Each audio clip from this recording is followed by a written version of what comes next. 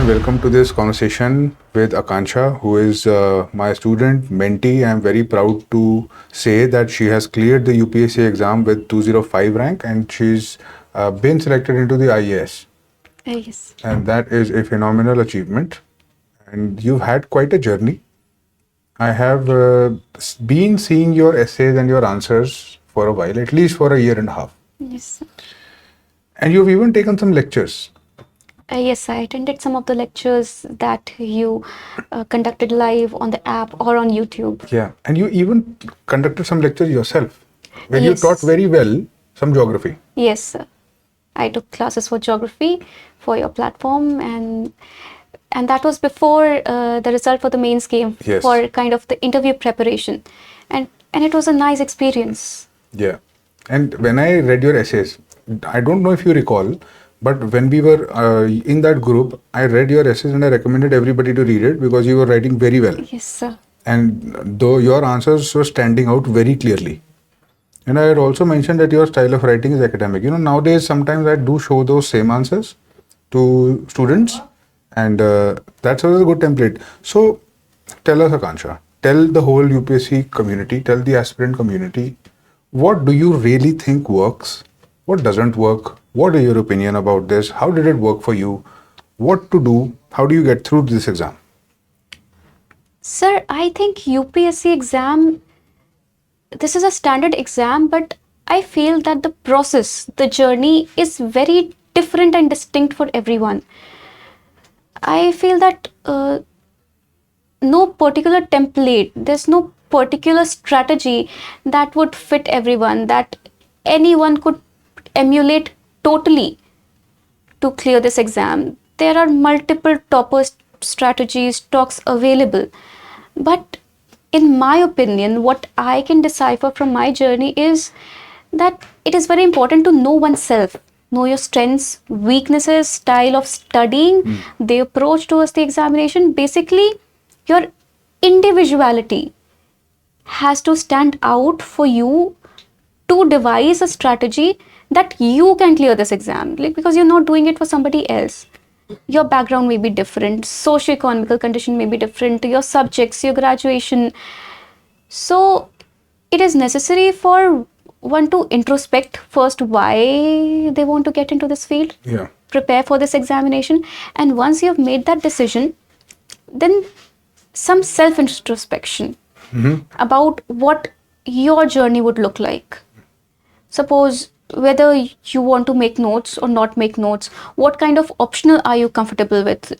Should it be completely technical, or you want an option from the humanities field? What you would enjoy during the preparation? Because if the process feels burdensome, it will fade away the motivation or the drive Yeah. to pursue the examination. Then it will just become a burden or a task to be completed. Exactly. And interesting point you make about interest. Interest का क्या role है इसमें? Because mostly when we see exams, जो हमारी conditioning है, हमारी जो training है, it teaches us that an exam is something to be hacked, Yes. और उसके कंटेंट पता होना चाहिए, you should be able to get the score, that's it. उसके ज़्यादा कोई जेन्युइन क्यूरियोसिटी का कोई रूम बचता नहीं. But I think these rules fail to apply in UPSC.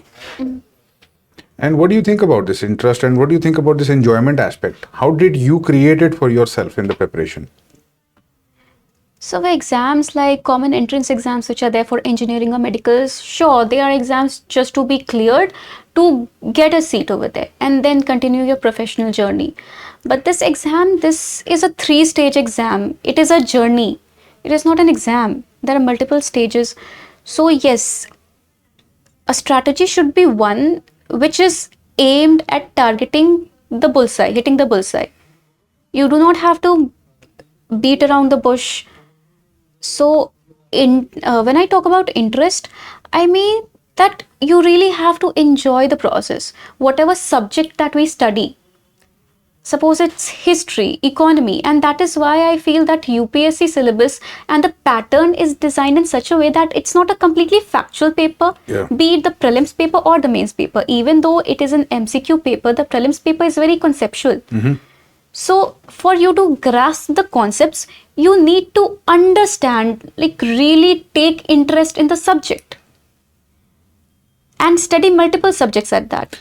About taking interest, is there any particular technique or thing you did in order to induce the interest? Like you have a background in veterinary sciences and you've had that type of a biology, technical type of training. How did you, how were you able to create interest in something like, say, history or economy? Uh, for subjects like history, geography, we had studied it in school. Everybody studies these subjects till 10th standard. Some of us like it, some of us don't. But I like those subjects. I did pursue a career in science initially, but I was always inclined towards the humanities subjects because they give a wider perspective to us apart from the theoretical, rational, logical thinking that we are conditioned to as science students. It really widens the horizon. Right. So history was very vast during the preparation, and sometimes it got really tiring because the questions asked these days are also very archaic, very unpredictable. But you have to study it. Modern history, be it ancient art and culture. So there are some portions which you'll have to do if you want to clear this examination against your will. This is no child's play. Yeah. There is some amount of compromise required. So this stands that some things you'll have to do which you dislike. There is no trade-off with it. But I took geography as my optional subject despite coming from a science background because I really enjoyed the subject. Geography is partly technical, partly humanities, and I enjoyed it. For economy, it was tough for me initially because I'd never studied economy. And UPSC was the first time that I had to pick up economy, so it was unnerving. Initially, I struggled with the concepts. Then I found a good teacher, good mentor, and then slowly with practice. Because economy, once you get into it, it is very interesting. Monetary policy, fiscal policy, inflation rates, these are general terms in everyday life, which once you understand, you'll be able to connect how things are working in the country. Correct. And again, very interesting point you make here. When you say ongoing in current affairs, what you're also saying is that it is directly linked to current affairs. Yes. It is ongoing current affairs. Current affairs is nothing but ongoing theory. And if you are able to have interconnections with that, with the textbook concepts, then you've got it. And how were you able to create this initial curiosity come interest is what most of my students have a problem with, especially the beginners. So I figured out a way to do this just by imagining about the subject before I read it. And I just put myself in a mental mode before I did it. It used to work for me. Do you think documentaries or other ways can be used to make this work? And if yes, how much time should we allocate to this aspect of curiosity and interest? So we cannot deny that there is indeed a dearth of time while preparing for UPSC. So documentaries and maybe non-fiction books about economy, IR, they are interesting, but there's not much time one can devote to those. So if you can balance it with your preparation in a healthy amount, that you're reading the textbook also, and to gain some insights, maybe you're reading some seeing some documentaries or listening to some podcasts, that could help. What I did was for economy, I was just very impressed with people who were good in finance and everything because I did not know anything about it. And if you can be a part of that conversation, really know how the economy of the country works, what GDP is, how different countries compare on that scale, I found it very impressive to understand those concepts. So the economy page of the newspaper, I read it consistently. And particularly if there's a subject that one does not like, they should be very consistent in it to develop that interest. So I read that economy page consistently. Initially I did not understand a lot of things. Then when everything started to make sense, and that is when it all came together. Right. And what about the importance of psychology in your preparation? That's one question. But before that question, I should probably ask you about current affairs. How did you prepare that? How do you recommend that it be prepared? What to do, what not to do? Current affairs, as everyone knows, is a very dynamic field, plethora of resources and a sea of information available, and we cannot study and read everything because we have shortage of time, and we need the returns of the time invested in current affairs. So my approach was very simple. In fact, I've tried to keep my entire preparation very simple. I followed one newspaper every day. I used to read the Hindu because I had a flair for the literary style. The Indian Express is also a very good newspaper. I read the Hindu. So I read one newspaper every day, and then for some of the concepts, I just watched one newspaper analysis. There are many available on YouTube. I watched one analysis to understand it better, and then one monthly compilation from whichever institute a candidate likes. Follow just one monthly compilation, so you get the gist of everything that happens the entire month. And before the examination, there's an yearly compilation. So yearly compilation is designed in such a way that before the prelims, they extract all the necessary information for the prelims from that monthly magazine, and they prepare it for you. Similarly for mains style information will be there in those mains compilations. So this is how I did my current affairs. I made sure that the compilations I read were from the same institute that I used for the monthly compilation, so that the information doesn't vary. It is just shortened and consolidated, so that I am not running for 5 different resources and trying to gather immense information that I will not be able to memorize and recall. Yeah. And so, are you saying, and about condensed information, that's what I wanted to explore a little bit more. You did not make note for current affairs? No, initially, sir, I would like to talk about this, that initially I did start making notes from newspapers. And I think that was a very futile exercise. Because when you start your preparation for civil services, it takes time for you to really figure out what is going to work for you and how you should go about it. And nobody is going to teach you that. That is a personal journey that you have to go through yourself and see if this is working out for you. So in the initial months of my preparation, I used to make notes every day from the newspaper, and it took 3 to 3.5 hours, and I wrote down 8 pages in a spiral notebook. Then it came down to 5, 3, and then half a page when I started understanding things, because I did not have to write everything. But still, it was completely unnecessary because I wasn't even able to flip the pages and revise. I was just filling notebooks. And these coaching people, when they are doing this job for you, why waste your time duplicating the efforts? Yeah.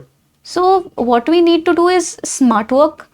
Try to get the maximum out of, I won't say follow shortcuts, but this is something that you can avoid, because reading newspapers is necessary. Many people miss out on reading newspapers, that they'll only follow the monthly magazines. But reading newspapers is important because it gives you the style to write. You understand how editorials, opinions are written, useful vocabulary, especially for the interview and the mains. So that should not be missed out on. So you were reading the newspaper consistently every day? Yes. Since how long? Since I started my preparation after college, this is one habit I inculcated. I did fall short on targets. Sometimes I had newspapers of 3 to 4 days pending. But never more than that. But I read them. Short mein, just read the editorial page if you cannot read the whole newspaper, the prelims, facts and figures. So this is a huge volume of reading you've done over the years. And this huge volume of reading must have led you to develop a wide network of what we call current affairs and GK, general studies, is essentially this network. And I think that is what helped me in my mains, because this was my first mains. And clearing the mains in the first attempt, that was something I owe to newspaper reading, because I was able to quickly recall examples. Yeah. Facts, figures, and some good lines in editorials. We have very good opening lines or conclusions from the authors. It is the language you were using was much better than the other answers I was seeing at that time. That was very clear. So there is a huge role and bias of language, I think, in this exam. And if you are using English medium as your medium of giving this examination, then linguistic expression has a role to play. Yes, sir. I believe that, like people ask, is very good English required? No, not the flowery language is not required, Clarity is but the required. clarity and the method of expression, Yes. presentation and structurization, that is required. Yes, and I would say that equates to a very good level of English. That is what a very good level of English is, Yes. in my opinion. If you can say something in very simple words and get the message through, is what it is. Yes, sir. And yeah, that definitely makes sense. But tell us something more about your mains preparation, about essay, ethics, your optional subject. How did you deal with it? What should people do about time management for it? So the main syllabus is really very bulky and it has some components which are not there in prelims. And the time is short, just 3 months.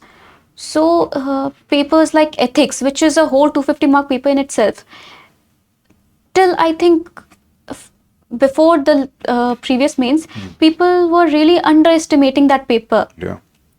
And If I till recall, you got very good marks in ethics this time. So I scored 116 or 117. Which is above the typical, because I saw people getting double digits in ethics. A lot of people. Yes, but yes, Yes, and thankfully I completed the paper because it was a very lengthy paper. it was. It was. So earlier they used to have this attitude, even some toppers, that they studied ethics just for 10 days before the examination and they cleared it. It could be true for some people, but I don't think this should be a benchmark for all the aspirants because this sends out a wrong message. Ethics should not be treated just as a paper, because if you qualify as an administrator in the bureaucracy, that is the practical paper which will really test your mettle. So it is not just a theory paper that you're writing in the examination. It is really necessary to understand what bureaucracy is. And for a 250 marker, this time the questions, they were so lengthy. Even the code-based questions and the initial questions, they were not just straightforward questions. They were questions were 2-3 sentences long. And a candidate had to read it twice to understand the demand of the question. So it was a tough paper, lengthy as well as tough. And it is a 250 mark paper all in itself, one subject.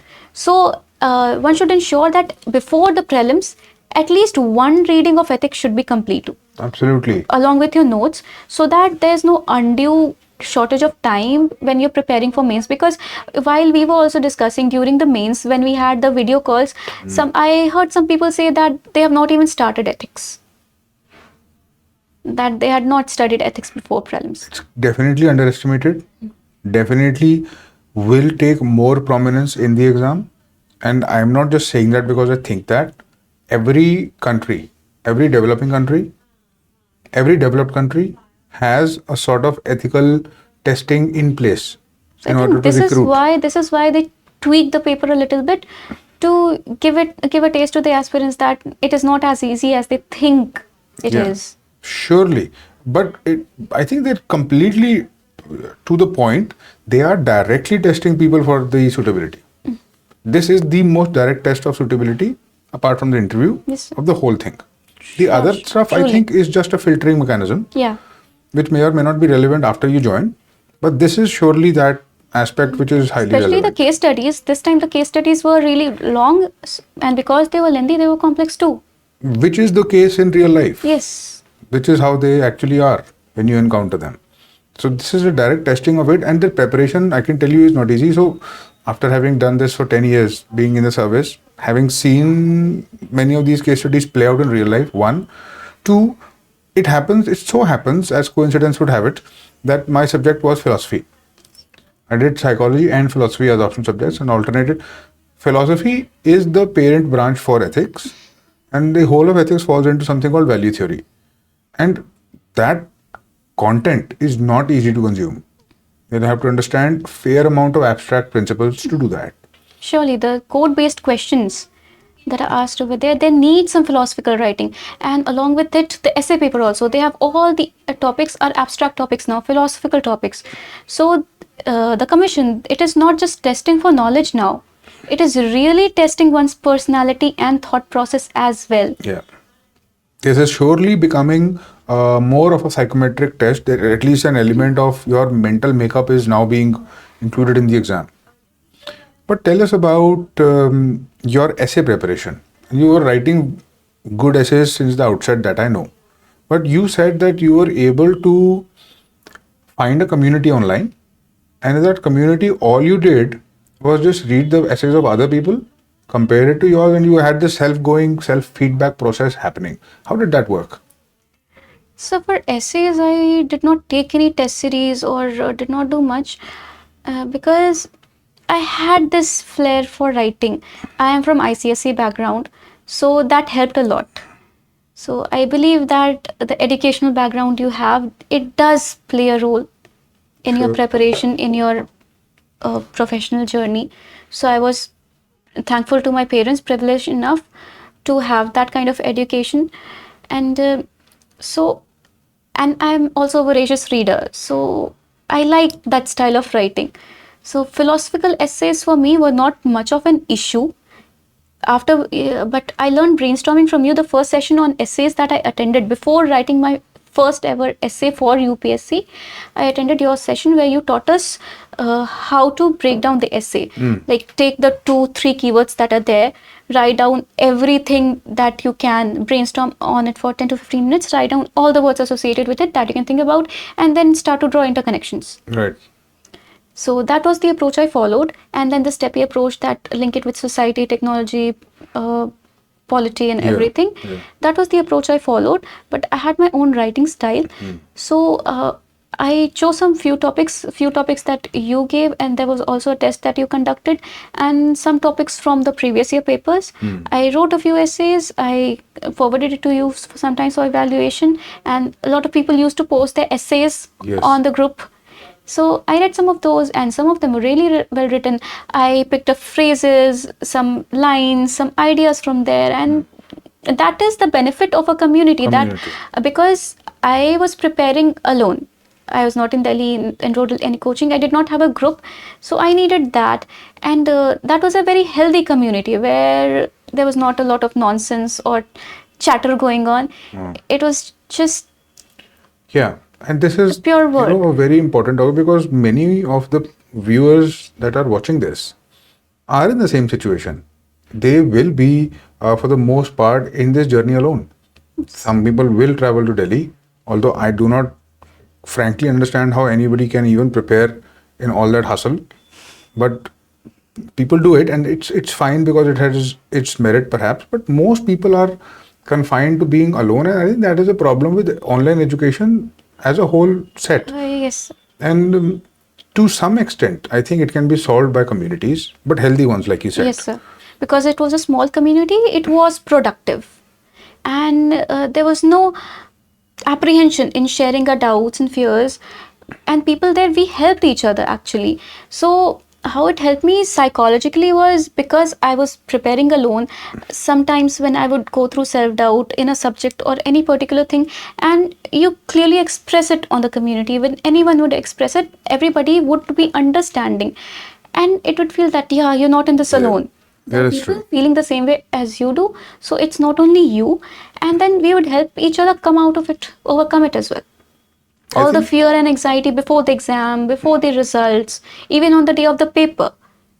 So that thing helped me because I, as an introverted person, I had figured this early on that the Karol Bagh and ORN crowd is not going to suit me. Yeah. It will freak me out. Yeah. And that is why I talked about individuality in the preparation, because you need to know what will work best for you. That is why I stayed back at home, because I had the environment also, luckily, that my family, my parents were able to provide the peace and the calm of home, that I was not disturbed, and I was able to prepare. But I did need people to connect with and talk about, because this is a very tedious journey. Yeah. I Very- think just for the bare minimum level of mental health, Yes, sir. which by the way depletes very fast if you don't take appropriate action, and if you do not have access to good social people, good socializing. And I would think good socializing is a place where you're not judged. Yes. One, you're not judged, and you can be yourself, and you find others in the same situation as you, which is exactly what a good So, community because is. friends and family are there, true, but they won't be able to understand what we're going through, No, and that like the aspirants restricts, in the same stage yeah, would. and that restricts their empathy, which is not their fault. But that is why you need, and so this aspect of community, for me, it came directly and a very clear insight from my training in psychology. I knew this is what is required, and it has become very clear now with a lot of research.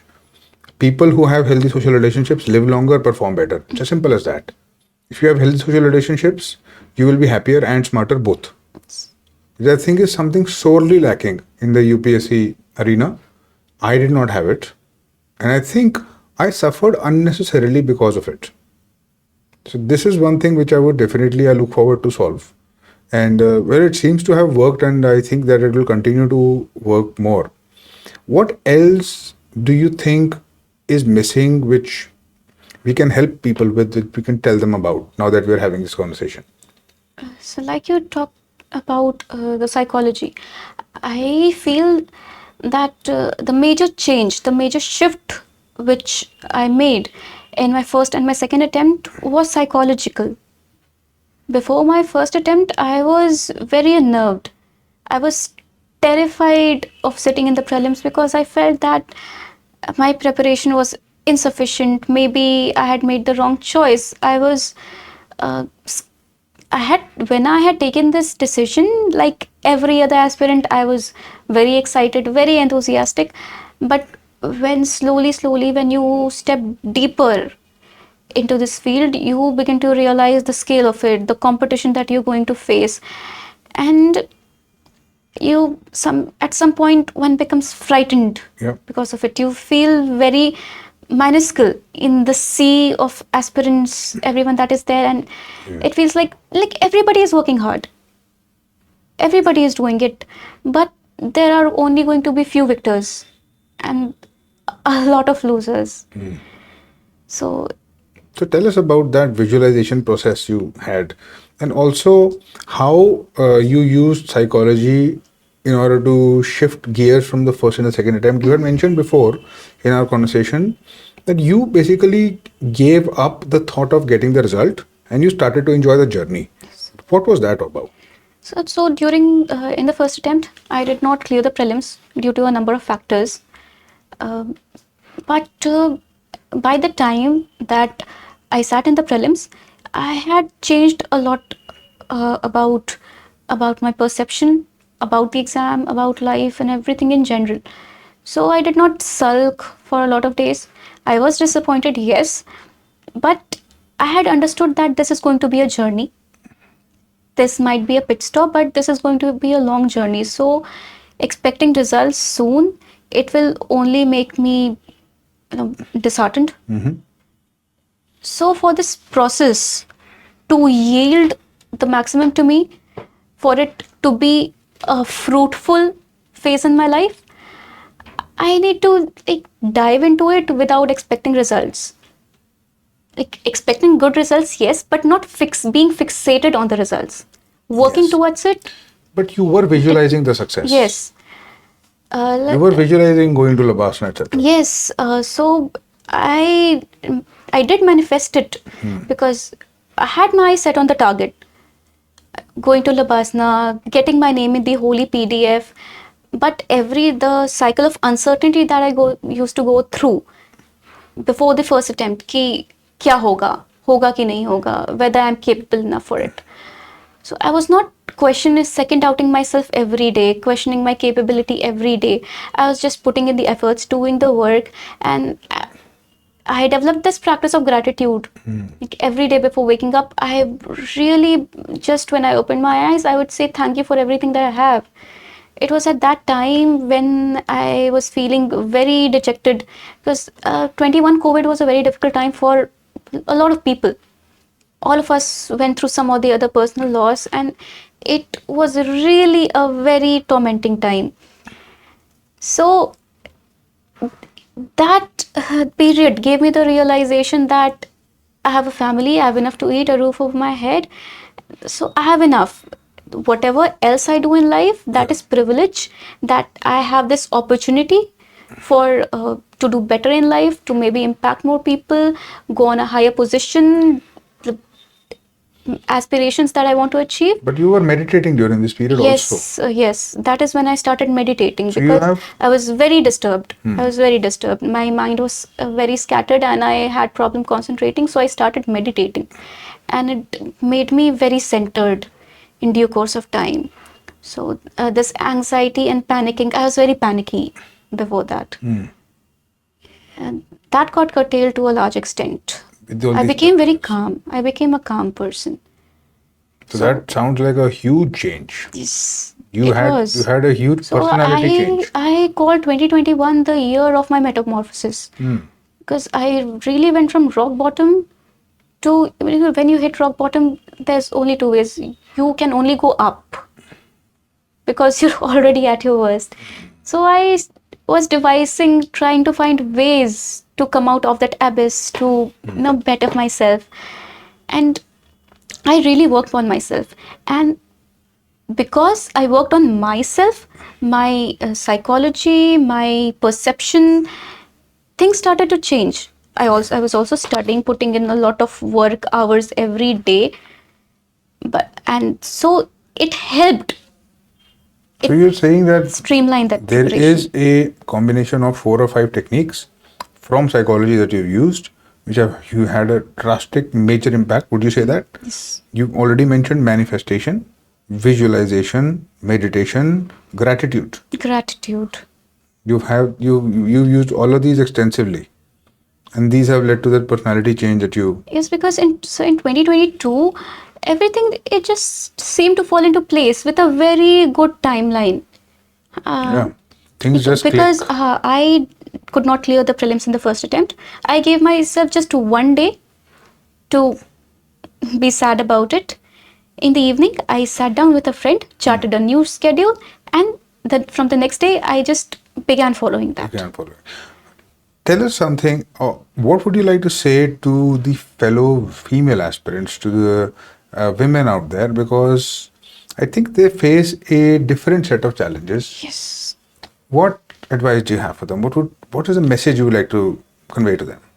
So, this is true that female aspirants do face a different set of challenges, which cannot be denied. And if I take my example, so my course, the Bachelor in Veterinary Science, it's a 5.5-year course. And that is why after I finished my graduation, I decided not to take a post-graduation, because that is the normal course for people from the medical background, that after MBBS or veterinary science, whatever, we do go for PG. But it was already a 5.5-year course. And people who are in the engineering or doing BA, BCom, it's just 3-year course. And usually people from the medical background have a year or 2-year drop. Yeah. So I made this decision that I'm not going to pursue post-graduation, because it would take another 3 years. And I was getting PG in surgery, and it was a tough decision to make, to leave that comfort zone and take this risky decision of preparing for UPSC, where there is so much unpredictability that I do not know when I'll actually reap the results of my labor. But I decided, that is during the internship time, that this is what I'm going to do. I am at least going to devote 2.5 years to preparation completely. And if I'm not able to make it till then, I'll at least have a strong foundation of those years of study. Maybe I'll go for higher studies, or look for a job, start practicing my clinical field as a plan B, or some other resort. Because Talking about plan Bs, what advice do you have for people about plan B? And also, again, to come back to the first question, the advice you would like to give to female aspirants also. yes. So yeah, that is why I decided to prepare these 2 years, because I knew I did not have too much time on my hand, because it would take 3 years in post graduation, and preparing alongside post graduation in veterinary or medical, that is very, very difficult, because we have posting the entire day. So for the female aspirants out there, if they decide to really pursue the civil services, the first thing, they really have to make their families sit down and understand what this thing is. The families who are supportive, there are people, the girls in the list who have cleared in their fifth and sixth attempt. Quite a few girls who have cleared in their sixth attempt. And very proud to say that their families were supportive, but there are many girls who come from very humble families, from small towns, where there is still the pressure of marriage, social constraints about going out, studying, or even people fear being females being in such high positions. Yes. The patriarchal mindsets, it still persists. Yes. So there are a lot of roadblocks that women have to overcome if they aspire so high. But if they are aspiring, I mean, it is a very strong decision, and they become an officer in the process itself, because it really is difficult for them. So for them, the mental preparation requires even more efforts. They need to be very, very strong to thwart all the social pressure that is there. And obviously family support is very important. Where there is family or societal pressure, and even the family gets subdued by the pressure to get them married, or we'll give you only 2-3 attempts, uske baad nahi hua to fir we'll start looking for other things, uske baad we are like, it's not a small force, it can't be underestimated. it cannot be underestimated. Like, if you're given an ultimatum, it restricts your potential, like your capability, because that fear is always like lingering around, that I have these many attempts, isme karna hai, otherwise I'll fail. It sets an atmosphere of fear. Yes. So that should not be there. And more than UPSC, it is about your potential and your dreams.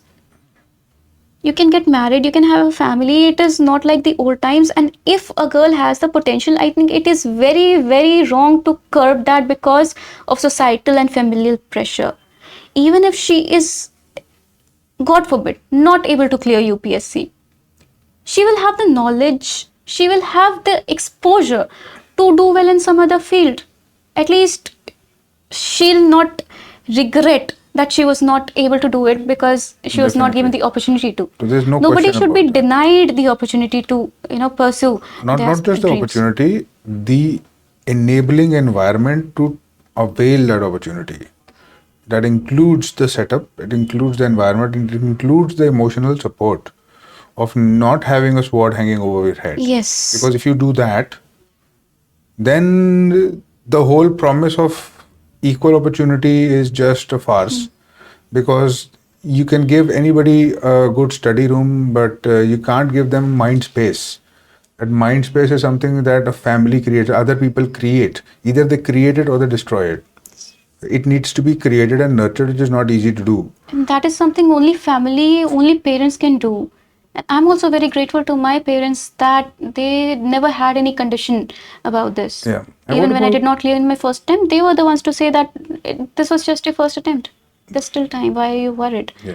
So yes, parents do play a major role in this preparation, because in this preparation, it is not just it is the entire family that is involved with an aspirant. Yes. It is their dreams also. Yeah. What about plan B though? Doesn't work out for everyone. We know that. How do you approach this plan B idea? And how would you put it for the viewers? And how strongly would you recommend it, if at all? I think that aspirants should have an alternative career option if they are not able to make it here, because if we talk about the demographic dividend, so if we need to treat UPSC as an avenue where we can reach out the larger masses, do something directly impact the masses, but this is not the only way that one can do it. Surely. Sure, UPSC has given us so many attempts to do it, but it also depends on this decision of plan B. It also depends on the financial independence, the socio-economical conditions of an aspirant. So if somebody is not able to make it in maybe 3 or 4 attempts, they should have something in mind which they can further do. Like I said, I wanted to give 2 years to this preparation because that is the amount of time that is required to for a comprehensive full-fledged preparation. Yes. After that, it can be managed maybe alongside with a job, because then you have to revise. Starting preparation with a job is very difficult. I think Correct. it's next to impossible, because in the initial days, a You person needs perspective, time to figure it out. Yeah. Somewhere you need a dedicated period of at least 10 months to a year and a half, where you're doing nothing else but this, if possible. But even that is not possible for most people. People are dependent on their paychecks, them and their families, and there are many people who simply cannot afford to find the time in the headspace to do this. And even if they have the family's emotional support, sometimes the responsibilities do not allow people to be able to do this. I think that is sad, and to some extent, what we can do is to give them an enabling environment as much as possible in terms of communities, and to give them a push. Speaking of pushes, and this is one of my last questions, what is the role of external pushing or mentoring? I don't want to use the word mentoring because it has been abused and overused these days. Everybody calls themselves a mentor. I'm talking about that aspect when somebody externally is pushing you, nudging you towards discipline. What is the role of discipline? What is the role of getting nudged and having somebody do this to you? So having a mentor is required in this examination, not to get you to study, because you know you got to do this for the examination, but to develop that discipline and keeping a person motivated towards the exam, and for somebody to fall back on when you know you're bogged down by doubts, Yeah, and things. second guessing. So someone to look up to for all your queries, not just academic related queries to the UPSC, any kind of emotional dilemma as well, difficulty in choosing optional, anything related to the examination. So that is where the role of mentoring comes in, and nudging someone, your mentee, to perform better, to be able to realize his or her full potential. Because sometimes we are so overcome by the magnitude of this examination that we do not realize what we are capable of. Yeah. So lost in the crowd that everybody wants to do what the other person is doing. So for the clarity about the purpose of this examination, about the purpose of getting selected in this examination, I think that is where a mentor really helps a student.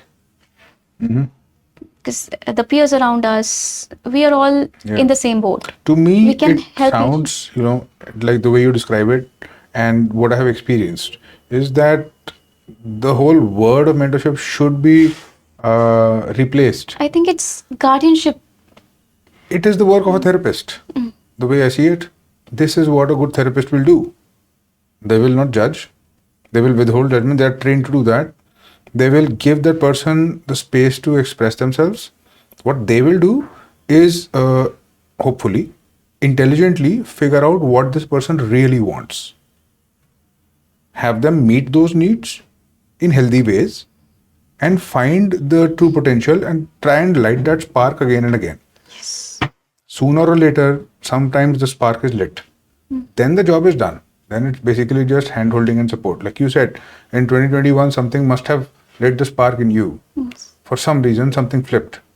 That is what I look for when I do this mentoring. And that's not always easy. There is no playbook for this. Yeah, because a lot of aspirants, they do not have the kind of support from their families and friends. Yeah. And those are the unfortunate ones which really require mentorship. Yes.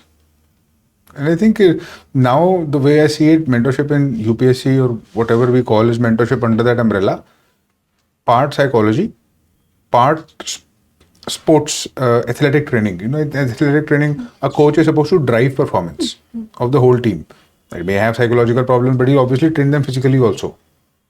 So if you combine these two, And if you have some insight into the exam, I think that should be a qualifying criteria for somebody calling themselves a mentor.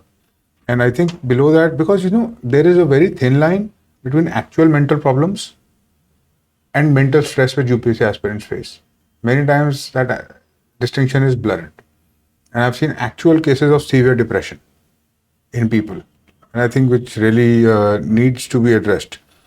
But coming back to you, what is the last thing you would like to say to everyone in 3 points? UPSC aspirants. For all the UPSC aspirants, first I'd like to say that, have faith. This is a difficult examination, but like everybody says, it is not impossible. In my first attempt, even I was feeling very, it was as a very daunting task. But after clearing it, when it all made sense after all this time, I can say that even normal people, anybody can clear this examination with a proper strategy, with a good insight and dedicated effort for the examination. And second, be consistent. If you have decided to appear for this examination, there will be sacrifices, there will be compromises, because this is not like any other examination. You need the discipline. You cannot clear this exam like any other.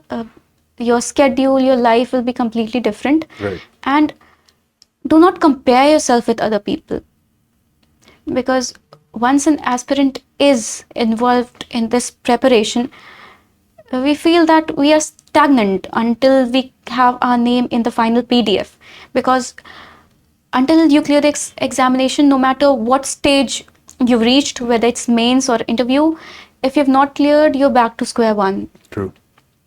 So there are other people in our life who might be in the private sector. Their life is moving forward, getting promotions. Yeah, this is a very important message. Yes. I'm thankful, happy that you've mentioned it. Life does not end with UPSC. It is very diverse, very vast. I've seen people who've done much better than any bureaucracy can offer. They've had a larger impact than even the government can offer. And there are success stories everywhere.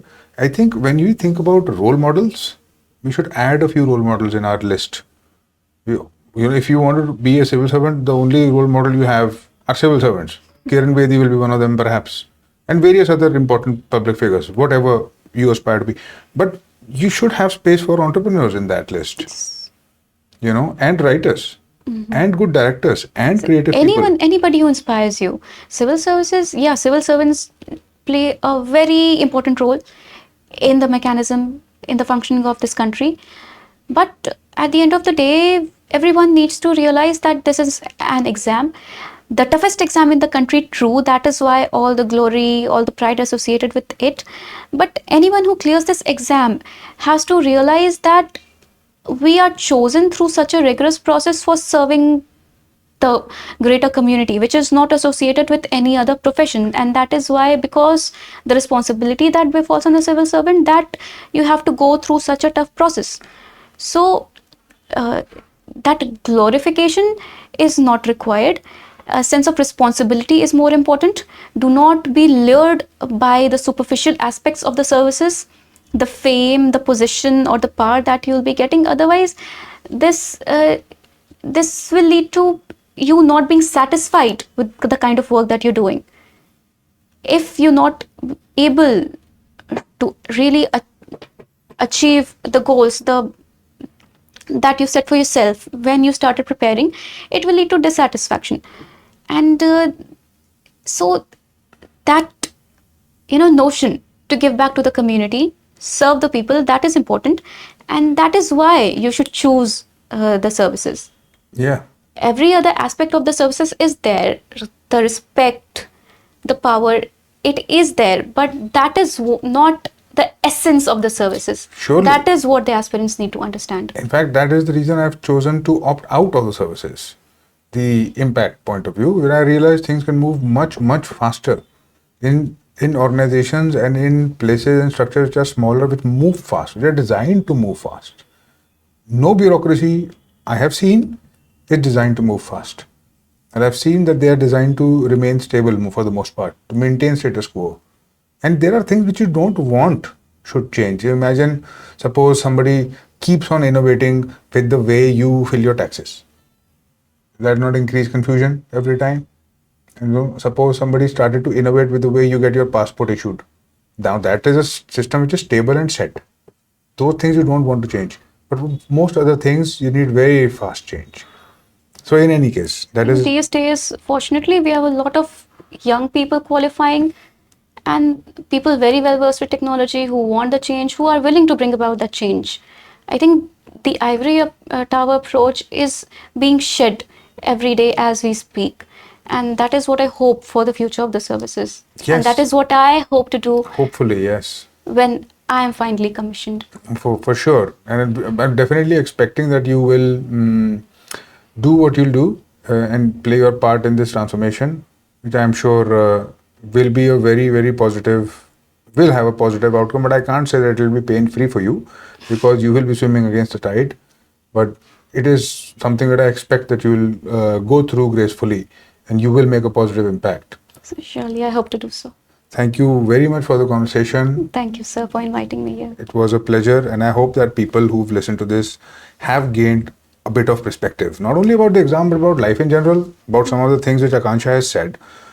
The most noteworthy thing for me is the fact that she was using meditation, manifestation, visualization, gratitude. These are textbook things which anyone should do if you want to improve happiness or you want to achieve anything big in life. It's written everywhere and nobody pays enough attention to it because we all just treat it as pseudoscience. Yeah. Apart from that, she's given us a lot of perspective about life outside the UPSC and what it takes to get there. She's also said something about female aspirants. So we touched on that important social aspect as well in this conversation. And for that, I am very happy with this conversation. And I have the sense that we've had a very healthy one. And you have all my blessings. I don't know if I'm qualified to give you those. Yes, sir, certainly. But You have been my mentor, and you have during the my- mains, and I had immense help from the community. And even now, this conversation, Yeah. the one we had earlier, it has been enriching. very As you much. go forward in your life, you'll have all my guidance, and I know that you'll navigate that other side of the services as well very well. So thank you very much, and all the best for your career. Thank you, sir. All the best to you too for this, your vision. Yes, It's great. thank you. Thank you.